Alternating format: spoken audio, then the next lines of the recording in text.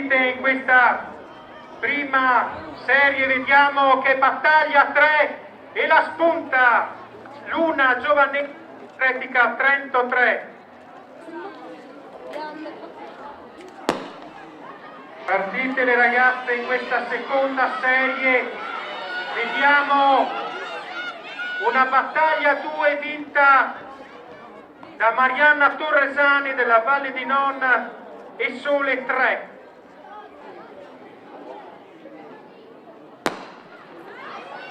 Partite in questa terza serie, vediamo corsia 4 per Sara Panzera del GS Trilacum 4 che va a vincere questa terza serie.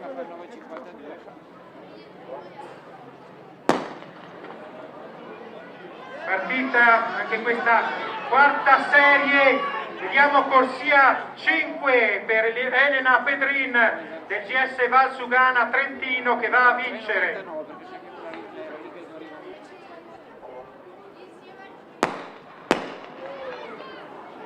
Partenza falsa adesso, partenza falsa, partenza falsa.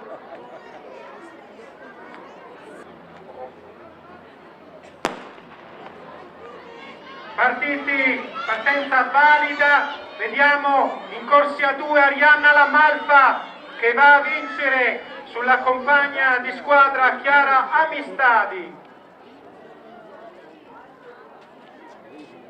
Intanto si preparano le atlete della sesta serie, corsia 1 per Elisabetta Prioli del GS Trilacum, corsia 2 per Giulia Herbst.